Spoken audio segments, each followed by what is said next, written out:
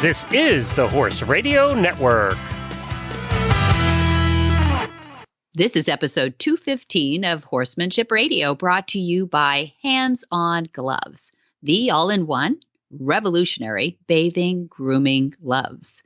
Horsemanship Radio is a part of the family of the Horse Radio Network. And today we have a woman named Noble and a royal tribute.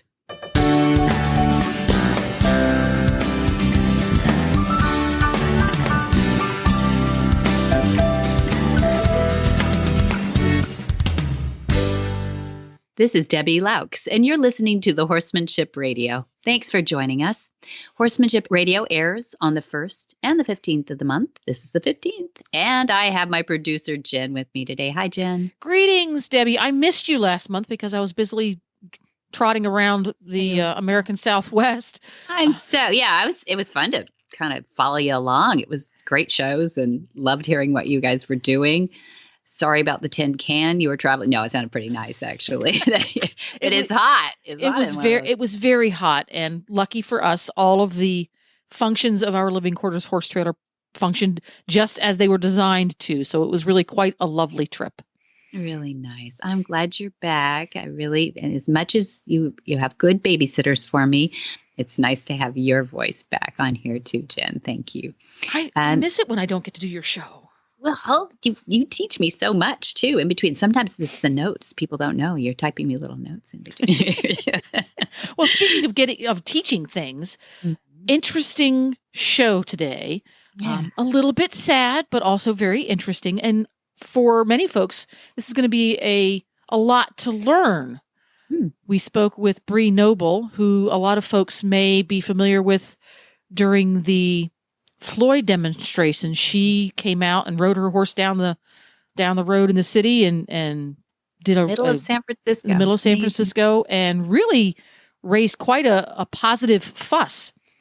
And in a really good way. In a really good way. And you got to sit down and chat with her about one of her many business adventures with horses and helping inner city youth and other things.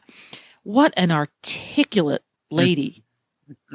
I could learn a ton from her. Very interesting. And our listeners certainly will, I think, too. But I think this actually warrants a visit to this wonderful place she has just north of us here, a few hours, because she's done some pretty revolutionary things. But I love her energy, too. She's going to continue to do beautiful things because her methodologies match her vision. And I really love where she's going. So people will be interested to see that and probably want to learn more about what she's doing next with her websites and absolutely. And on a kind of a sadder note, with the passing of Queen Elizabeth today, the day we are recording this show, your family is quite familiar with the Queen. You guys know her. She has been the patron for the Monty Roberts organization for many a year. And I'm very interested because I'm sure there are many, many things I don't know about the Queen and many things I don't know about her efforts to improve the lot of horses and humans in the universe. So I'm very interested to hear your tribute to the Queen. Well, thank you. I'm honored to be able to do it. And we're going to do that after we hear a little bit about Hands on Gloves. Hi, I'm Monty Roberts, and am I excited to bring you the news of a revolutionary, new, all-in-one shedding, bathing, grooming tool, Hands-on Gloves. They are fantastic. And you believe me, I've tried them all. Hands-on outperforms traditional curry combs, shedding blades, metal bristles, and all those things. Most animals will gravitate to you for more grooming and petting time. If you wear them, your animals will love you more for it. While using the Hands-on Gloves, you can easily handle water hoses, shampoo bottles, lead ropes, leashes, and anything you want with them on your hands. They are easy to clean, and they massage muscles and stimulate circulation while helping to distribute natural oils for a healthy skin and coat. Hands-on is changing the way we bathe, de-shed, and groom our animals forever. Hands-on Gloves. They are fantastic. Well, it's quite a day in our household. We woke up, it being the West Coast of the United States, we woke up with some reports that the family were gathering around Queen Elizabeth. And that made us a little nervous around our household. Dad did a quick video about he was getting prepared to work with a big old 17 two-hand horse named Wolf, who is a bit of a handful. He's only 3 at this point. So he'll grow. And he's one of those challenges that I think at 87 years old, Dad would probably never have continued to work with a horse like that at his advanced age if he wasn't inspired to work with horses by the Queen Elizabeth. She is, for us, the inspiration that has shaped this family for 30 years. And here's why. I think if Mom and Dad back in the 80s had listened to their own hearts, they would have gone fishing. They would have probably folded shop because the thoroughbred industry was struggling as a business because no fault of Ronald Reagan's world, really, but he was president at the time, and he found that there was a lot of funny little tax evasion things going on. People owned llamas and all kinds of crazy animals, and they were to avoid taxes.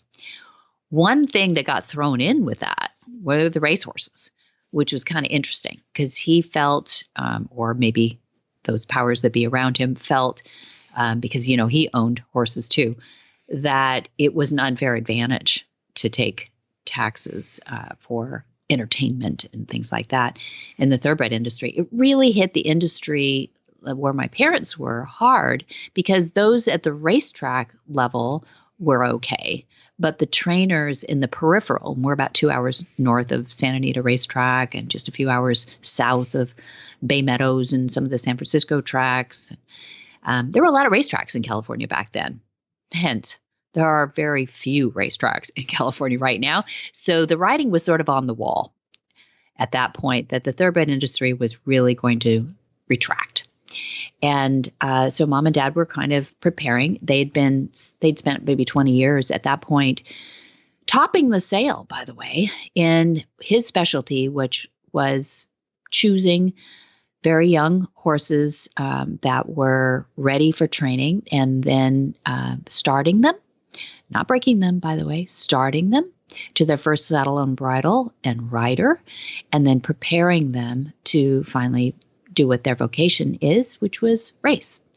And topping the sales and creating amazing records with the horses that they started was epicenter in the world. Dad and Mom, they went to the sales together to choose these horses. They had to choose them to be affordable, first of all, because they had very little money then. And they also had to choose them to be conformationally sound. They had to choose them to be behaviorally sound. In other words, they wanted to run. They were eager to work. And so that's a lot of combinations, which creates a difficult recipe. And if you ever see their record that they did for 18, 20 years, it's pretty incredible. I don't know that those records will ever be broken. So why do I say all that? Just to brag on my parents? Nope. It's to say that it was a good time to retire, possibly, go out. The sales pavilion closed at Hollywood Park. The lady who owned it decided to sell out. It was, in a kind of a funny place in LA by LAX, a funny place to have a racetrack, a very expensive piece of real estate. So no one can blame her, but it pretty much closed shop on what they did. But there was a small circle of trainers, the best in the world, the Charles Winninghams, I could go on, Bobby Frankel's, amazing, let's call it arena of trainers that knew what Mom and Dad had achieved, and they all respected them greatly. There was a Farrell Jones, a trainer, who decided he should put on an open house to let people see what Dad did to start those horses. And it was unique, and he knew it, but very few people did. We have a solid wall-sided round pin, and Dad had never shown since he was a kid, because he was beat up for it by his dad, had really shown what he did to start horses. It was very peaceful. It flowed very quickly compared to traditional breaking. And the riders who worked for Dad knew, and the trainers who were in the barn knew, but very few people knew exactly. We didn't have a round pen wall that anybody could stand up and watch on. We had a ladder for the rider to climb over the wall in case he needed to get out, but that was about it. And it was on the outside, so he'd have to hike it up. So it was pretty secret, I guess. And then what Dad decided to do was to appease Farrell Jones, but he did with an admonishment, a warning, that people were going to say negative things about his techniques because it's weird compared to traditional. Now, you and I might go, you listeners know a lot about this at this point. But remember, this is 30 years ago. Yeah, today we don't look at it as weird at all. No. In fact, round pens were a little weird back then, to tell you the truth. Round pens have been around for a long time, but not everybody used round pens. And it was pretty much a novelty even in the 90s, guys. So it was something to learn about. Anyway, so it's 88, 89, and Dad lost half of his clients the next year after having this open house. So what hurt the most, I think, is that these were the top trainers. These are the top horsemen out there. They knew what Dad's record was, and they knew how to train horses. And even they rejected that. So when the Queen sent an emissary, the Queen called and sent an emissary here, Sir John Miller, well into his 80s, Dad likes to say now, and looked right out of central casting. It's a great story how he came to be here. Not Sir John Bowles, but John Bowles from the South was a friend of Sir John Miller's. And John Bowles happened to live in the Valley and knew Dad. So when Sir John Miller called John Bowles and said, "The Queen has sent me on this trek to find a Monty Roberts in the United States," John Bowles said, "Oh my gosh, he lives right here in the Valley." And so that was a weird set of circumstances. But he shows up, this Sir John Miller, the Queen's head equerry. He says, "I would like to see how you start these horses." And Dad appeased him. He did one after another, after another, after another. And Sir John kept saying, "Do another. Do another." And he wanted to be very sure that this California cowboy was legit, that there wasn't any funny business going on. So go get one out of the field. Yeah, that kind of makes sense from his point of view. American racing started in Great Britain. I can see how they would say, "Well, wait a minute, we basically invented this sport. How could this be better?" I can see why he would be a little bit suspicious. Mm-hmm. Uh-huh. I imagine he didn't actually want it to work, maybe. I mean, that means if it works, well, he's soon to find out, they're going to have to change some training systems over in the UK to suit a California cowboy. Goodness sakes, that sounds ridiculous, doesn't it? So Sir John Miller says, "I'm going back to the Queen. I will report everything I have seen." He was a man of integrity, an honest man, and a good horseman. He does go back to the Queen. Remember, she had read, when this open house happened, she had read from two different reporters, one in California and one in Florida. She had read what went on that day. And the reporters were honest and told exactly what happened. They didn't go away. They had good content to write about. And the Queen is well-read, a horsewoman through and through. If you don't know that already, I should have said she had started her life with horses at a young, young age. Her father encouraged that. She loved horses. She was a horsewoman through and through. And I think, honestly, she loved horses more than serving the monarchy. But that's a bold statement on my part, because we know how far down to the ground she was a monarch through and through. But when you see genuine smiles on her, often horses were in the photo. There is another man named Terry Pendry, who, if you can zoom out on any photos of her riding recently in the last 30 years, he's with her. And that's because he was chosen by Dad to be her companion when riding, and to keep her safe, and to train her horses, and to be sure that all the equipment is correct, and everything that a very pedantic Englishman would do to keep a monarch safe. That was Terry Pendry, embodied that. Terry Pendry personally told me, he said, the Queen won't let me retire, and I've had a few health scares, but if the Queen says keep going, I keep going. But if the Queen quits, I quit. He said. Queen's not a quitter. She's not a quitter, and neither is he. And so, if you Google Terry Pendry, that person was placed by Dad out of tradition, by the way. It's a great story, too. He was not the one named to be there, and the Queen was not going to go up against tradition with that, but ultimately didn't have a choice because the other man washed out. So there's a lot of strings between Dad and the Queen, and I think the most important thing, and I'll kind of close with this tribute to the inspiration that she provided, was that nobody on earth had affirmed this man but the Queen of England, which is a pretty cool thing. But what would have happened if she had not recognized good horsemanship? What would have happened if she wasn't a great horse person first? There's so much that I think back on that, and maybe not all listeners know how far back Dad influences this horsemanship that we take for granted so much these days, where you do not have to use violence in the training of horses. It isn't necessary. And people still don't draw a line in the sand about that. And they need to. There's still those people who will say, well, if you get this far and the horse won't quite go on the trailer, you can still resort to a quick whack on the butt. So upside down, Jen. Why would you want the horse to think backwards? Why would you want to raise adrenaline? Why would you want the horse to think that you're a predator back there? I mean, it's going to make the horse go not forward. Yeah. You might scare him into the trailer. You might scare him into the trailer. And you made such an excellent point there. Were it not for that moment where she said, yes, take this out. I got your back. Yeah. You'd be in a different place. So many horses have been influenced in a positive way.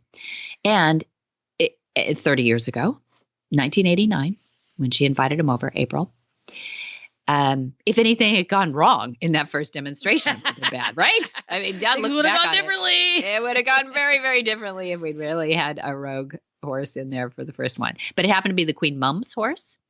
And it went very well, obviously. But I think the recognition that she put him in her own armored car at the point, and my mom and my brother, and sent him all over the United States. I'm sorry, all over the United Kingdom first, and said, go forth and multiply, and told her trainers, you jolly well will stay and pay attention. And Terry Pendry was her best student there. If that had not gone on, I still see trainers who I respect and love, but still do resort to a few things that Dad just doesn't have to do. And that's just because, dang it, he has been at this for, well, let's say he started at 4. So he's 87. He's got 83 years. He's got a lot of muscle memory on us, And remember, because his dad was so violent, he rejected violence from the get-go. So that means that he really has been trying to think of a different way than violence or pain or force ever since. Yeah. And until we all do that, we either have to, one, prove it to ourselves because of that the Queen was absolutely spot on, or we just have to go learn it all ourselves and do it the hard way. There's other people's mistakes or our mistakes. And something, if you want to, like you say, do it the hard way and learn it for yourself, go and learn it for yourself. Don't make the mistake of poo-pooing something that you don't really understand yet, because it does take a little time to understand the whole concept. On the surface, it sounds straightforward. You don't use violence, but there's a lot going along, and you really do have to shift your point of view. And it's so interesting that a woman of her era, of her generation, recognized that immediately. And like you said, she was a horse girl through and through, through and through and through. Mm-hmm. Absolutely. And interesting too, a caveat that I haven't added here too, is that in 2011, she gave Dad an MVO. M as in Mary, V as in Victor, O. I can never say that really well so that people understand it. So it's the Member of the Victorian Order, and it was for his service to the royal family. But I will tell you that it was the year after 2010, which is the year we established our Horse Sense and Healing program. I really think that her mind was blown when she saw how Dad transferred these concepts that she adored so much and promoted so well. She became the patron of Join Up International, our nonprofit, which is mission statement is to take violence out of the training of horses and people. And when she was recognized as patron, we have a letter hanging on our wall saying how much she admired that, but then saw the transference to people. She figured out an award to give it to Dad. And that inspired other certificates, like the one that went to Jamie Jennings. Listeners will know from Horses in the Morning has received one because she promulgated the same things and became a certified instructor. So again, she wasn't just about patting Dad on the head for doing a good job with horses. She was about encouraging the concepts to be grown into a generational thing. This isn't good enough just to learn how to do a join up and to get the trust of your horse. This is about, I would say it's not about teaching people so they can shake their finger at those that might still be violent and harsh with their horses. It's more about demonstrating with their own horses that this works better. I love it when people ask, why is your horse so calm? Why do you not have to use a lunge line whip? Why do you not have to use traditional ways? Why is your horse responding so well? I used to know that horse. That horse never acted like that. What up? I love that question. I love that opportunity for all our certified instructors, all our students who have used the concepts, because that means we have demonstrated what the Queen saw and promulgated and encouraged and supported and wants to go generationally into the future. So if we don't take it and go generationally, we have allowed something to slip through our fingers that is a huge opportunity for animals. Also, people, because the therapeutic qualities, people who listen to this show and people who are starting to understand the concepts know that those therapeutic qualities of a flight animal are unique. And where else do we have domesticated flight animals in our lives? Very few, very few. And we all love to use that as an excuse to have another horse. But it is a reasoning to keep horses in our lives. And I think that will happen because of Queen Elizabeth II. Leave this world a better place. Hi, I'm Monty Roberts. And I'm coming to you now to talk about the Monty Roberts Online University. There ought to be 6 months in everybody's life where they just live with their animals. I've been staying home, but 3 months now, I've been home with this virus thing. And the things I'm learning, we're bringing you a new series. What horses see, how horses see, and about horses seeing things. The Online University is bringing you the last 3 years of my learning process, which I promise you is the learningest years I ever spent. The Monty Roberts Online University, you won't miss a minute of it if you get started on it. I love bringing it to you, and it's my shot to take my concepts to the next generation. The magic in the language of the herd. Brianna Noble was born and raised in the San Francisco Bay Area's East Bay. At age 15, she got her first horse in an abused off-the-track thoroughbred Midnight Affair. She has since dedicated her life to rehabilitating abused horses into bomb-proof mounts, quote unquote, and finding them loving homes with responsible owners. Today, we want to talk to Bree about what she's doing with a new concept called fodder. Well, welcome, Bree Noble. I am so excited to have you on. All 27 years of you, I believe. You're a young lady, but you've done a lot in your life, and I'm really excited to talk to you about a couple of different reasons to be on this phone. Before that, it was horses, and then after that, it was feeding horses. So tell us a little bit about your horsey self. Ooh, gosh. I mean, I think my horsey self is just like every other bat poop crazy horsewoman that there is out there. There's not really much else to us other than that we love horses and doing the things that come with horses. And we really like being next to horses and around horses and everything that comes with it. You know, it has to have a horse in the sentence. So, I love that. Okay. It's in the DNA is what you're saying. Yeah. Pretty much. Yeah. But you didn't start riding at like 2s and 3s and stuff. You got your first horse at 15. Did you have a horse life before that? Yeah, so I actually started riding because of my big sister. So my parents didn't have money to pay for lessons and or pay for childcare during the summertime. So I became my older sister, who's almost 10 years older than me, her responsibility. So she was working in the barn for lessons, which meant I was working in the barn for lessons as well, too. So I was not quite happy about that, you know, little 6-year-old Brianna. But, you know, when I got to see her jumping and all the other, you know, pony club kids doing that, I was like, that is like the coolest thing ever. I want to do that too. So even though I didn't get my first horse until I was 15, I actually have been riding since I was about 5 or 6 years old. Wow. Great. Yeah, that's a horsey girl. I appreciate that. But one of the things I read about you is that you believe that true horse is a language that transcends all the disciplines, and that equestrians can reach their true potential by putting the horse's needs first. I mean, that could be our mission statement. I love that it's your mission statement. Tell me how you get questions around that one and flesh that out for me a little bit. You know, I just really got to start thinking that people make horses so complicated.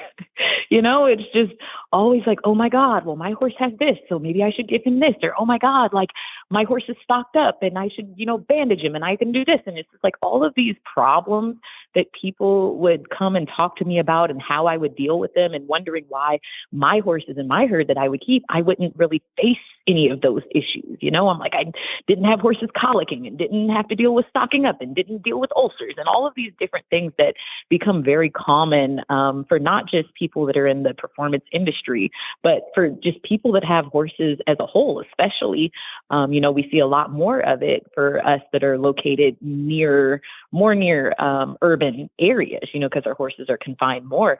And so, you know, honestly, I'd get tired of running my mouth and explaining stuff to people. So when I really thought about how to condense all of that information for people and make it really basic, it really just boils down to think about what the horse needs before anything else.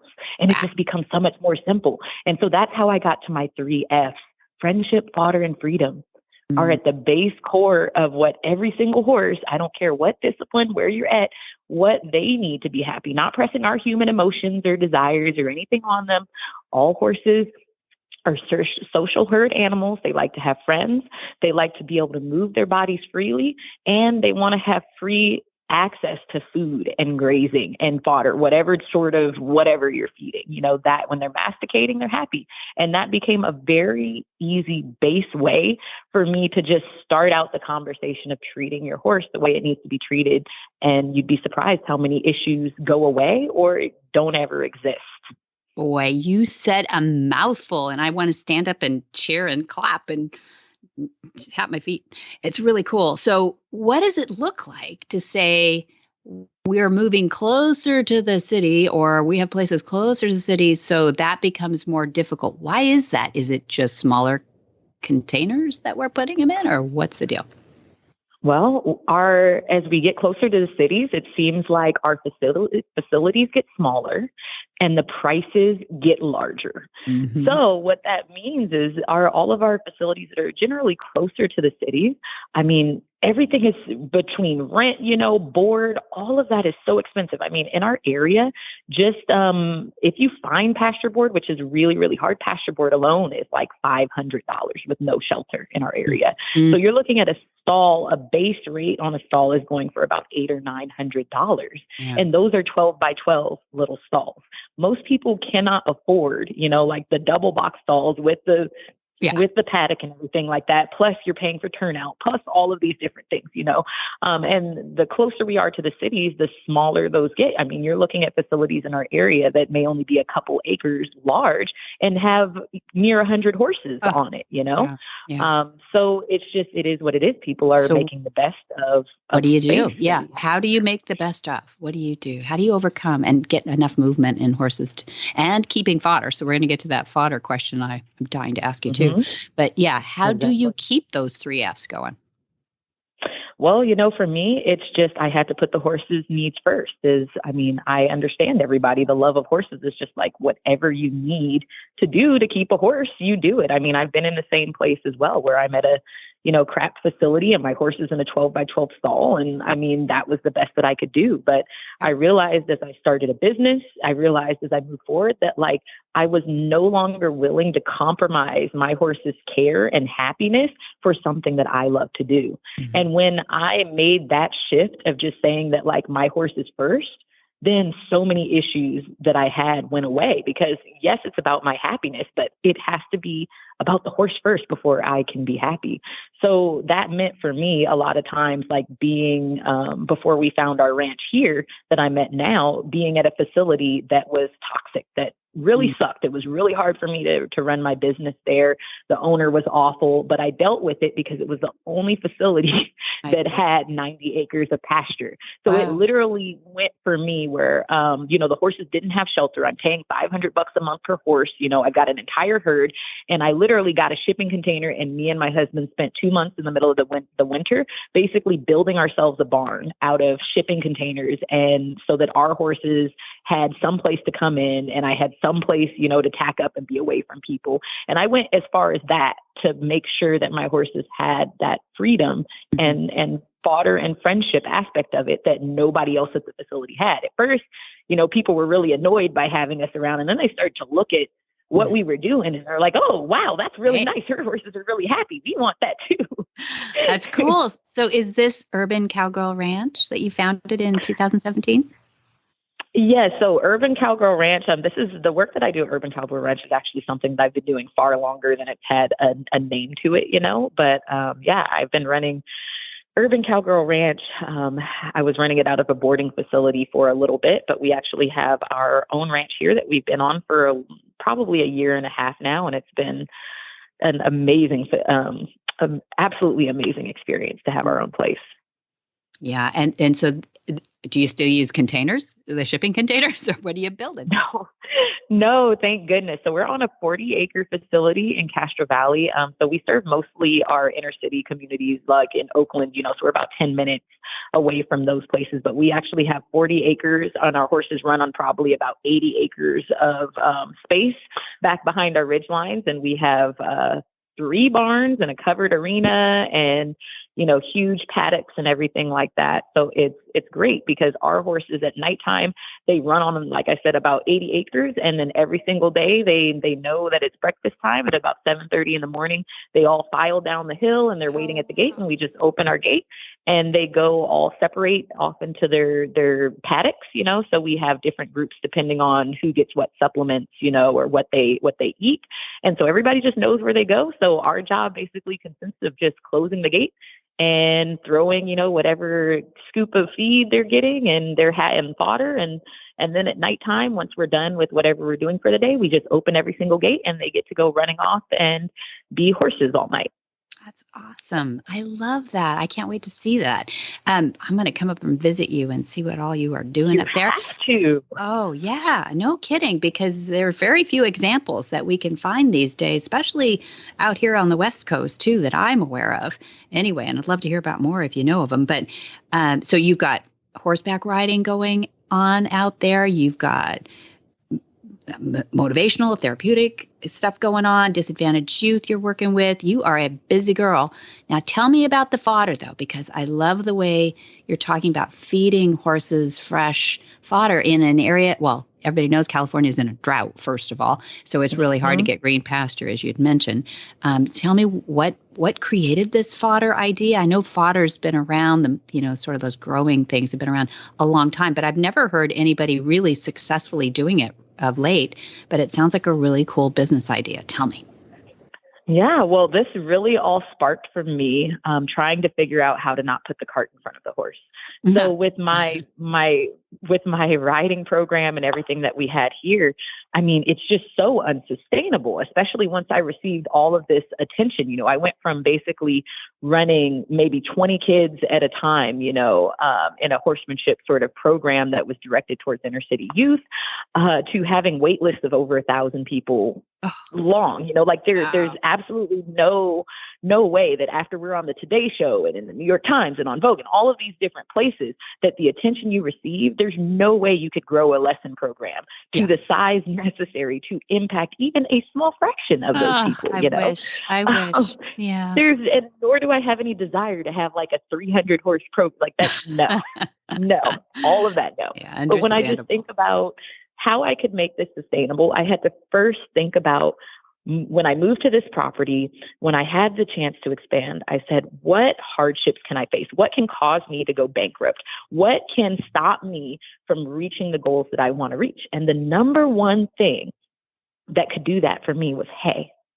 Because being in an inner city environment, I mean, it's not even like other ranches, they're really close to the fields and the growers, so it's very easy to get hay. They've got large facilities in terms of storage for the hay. But for me, I have to pay a huge shipping cost to get my hay shipped in. We have limited facilities to be able to store it. Our facilities are older. So like if you try to stock up, you run the risk of having that hay damaged and, rained or whatever over that amount of time. And then with the drought and everything in California, the hay prices, you can go from, I remember hay used to be like $13 a bale. I've seen hay go all the way up to $45 for a 3-strand bale. And so for even us, I paid maybe $28 for this grass that I have on the property right now. And the bales are only like 60 pounds. So you have a huge, that huge gap of being like, well, 1 month you can spend $3,000 on hay and the next you're spending 10, that's crazy to think about, and horses always need hay. So then I said, well, what could I do about that? Because we're getting into a scary place where with the drought, I've seen it years ago, the last drought we had, where I was working for a barn where we couldn't find hay. It didn't matter if you had the money to pay for it. I spent half of my day working there, calling, trying to find enough hay to feed the 80 horses on that facility. So I had thought about it. I'd seen it at a cutting barn before, like probably 15 years ago. And this guy had this like operation that was growing in a shipping container. And I just remember seeing grass and I was like, what in the is this? Like, you're going to founder everybody. You're going to it just didn't seem like a good idea. And I didn't even think anything of it, but like that just popped in my head. I never learned about it, didn't know anything. And then I thought about it and I was like, I wonder if you could like grow your own feed. Like, I mean, I don't have water here. I can't grow it in a field, but I wonder what that stuff was. So I started to look up fodder and all the information that I had coming up was for cows, because it is a huge industry in the cattle industry. Yeah. And then I've seen limited examples of horses, but there's all of these examples and studies that have gone around that, of the benefits that fodder would have. So I saw a lot of people, people were just kind of like growing it in their shower and stuff like that. There was only one company in the United States that actually manufactured these shipping containers where you could grow it. They went out of business. I could never get in contact with someone. So my partner, Adolfo Gutierrez, he is actually in construction, and he is God. I mean, he is amazing when it comes to building anything. He can build a car from the ground up, house from the ground up, all of that stuff. And so I just told him, I said, hey, look at this, like this is the information I've seen. This is the problem that I've seen. And he goes, I can do that. So I basically saved up money. And then when I got enough money, I said, here, build this for me. And in a span of a month, he basically went from concept design to an actual unit. So we built this there was an old chicken coop that was left behind on the property. So it's 16 by 19 square foot building. There was nothing in it. It had never really been used. So we insulated it and he just had a good old dandy time. As nerd as I am with horses, that's how he is with building. So he built this system, and we basically went in and said, wow, well, what were all the problems, or what are the reasons why people stop growing fodder? So when you look at like anybody that's talked about it, they had huge problems with mold, huge problems with, getting good water coming in. So what we did is we were like, oh, well, those are all easy fixes, because basically everybody else has broken down all the issues that they've had. So we just kind of ensured that safeguarded different ways to not have that happen. And here we are with the fodder. So we have a way to insulate us from the drought, make sure that our horses have consistent feed, good quality feed, 365 days of the year. And then once we did it for us, we realized, like, I just put out a couple of videos of like, this is what I do. And people are like, oh my God, gimme. Yeah. Because it's just, we have so many different classes of horse on the property. It also makes our life easy because, I mean, we go from 17-hand warm bloods to draft horses to donkeys to minis to our old laminitic founder fodder, 28-year-old farts. And I can feed this fodder to everybody. Yeah, you can't. So now you can supply it to other people. So tell people, I know you're in the San Francisco Bay Area, so it's somebody from New York is probably not going to be serviced by you, but tell people in your area how they get a hold of you or how they can get into your program. Yeah, so you can just shoot us an email online. We're actually working right now to deal with a larger distribution network. But if you want to get in touch with us and order fodder in the San Francisco Bay Area, you can just shoot us an email. We can provide you with all the specs and everything like that. And we do make deliveries once a day, early in the morning. You'll have fodder every single morning right there for your horse at your barn. So it's a really cool thing, because I say, if you can't bring your horse to pasture, why not just bring the pasture straight to your horse, right? That's a great fix the world, but but you figured it out. That's pretty good. That's pretty good. And what's the email that they should send to? You can send this to Brianna Noble at urbancowgirlranch.com. And then we also offer systems for people as well, too. So for people that are interested in just growing the fodder themselves, we have the ability to actually build a custom fodder building or fodder room for anybody that's interested. So you can think about expanding your hay barn, or you can just take one stall on your facility, and in a 12 by 12 stall, you can grow almost up to, I'd say, about 30 horses, feed about 30 horses out of something like that. So, I'm all for we want to make horses more mainstream. So what we're trying to do here is bring back all the romantics of the Old West with the social relevance of the present here. So, I'm going to get with the times. I love that, because that's going to keep horses in our lives for a long, long time if people recognize those qualities of horses. I like to say that make us feel good inside. And you have a nonprofit as well. You're helping these inner city youth. Yes, exactly. Let us know where we can help with that. What's called a fiscally sponsored project. So I am not my own 501c3, although I operate almost as one. So what fiscally sponsored means is we are a for-profit business, but we do a majority of nonprofit work. So on any given month, we basically operate at about an 80% nonprofit basis and probably 20% for-profit, because we believe in being, by our community, for our community. So we are all able to offer tax deductible donations. We offer tax deductible donations if anybody loves the work that we do and wants to support it. But the reason why I didn't become a full 501c3, because many people ask me that question, is simply because I've worked with so many different equine nonprofits, and you see them go underwater very quickly. Yeah. Because if people do not donate, how do you feed your horses? Yeah, you got to be consistent there. So for me, fodder is a great example of how we can be self-sustaining with what we do. It's great that people love our cause. And if you want a tax write-off and dump your company's money into us at the end of the year, we really do highly appreciate it. But guess what? If you don't believe in our cause, then we're going to work. Our community is going to work to ensure that we have this ranch around for our communities for generations in the future, honestly, I really hope that our fodder can grow to help impact other programs like ours and also impact the quality of life for the horses in our community as well, too. Thank you for sharing that. Thank you for sharing all of that inspiration, because there are a lot of people out there trying to figure out what you just said, and it's really good. I love growing business, growing fodder, and also the fact that you said sustainability. It's not just fodder is a sustainable way to feed your horses hay, but if there's one thing that people look for to support, it's something sustainable. So if people are really listening hard here, you're absolutely right.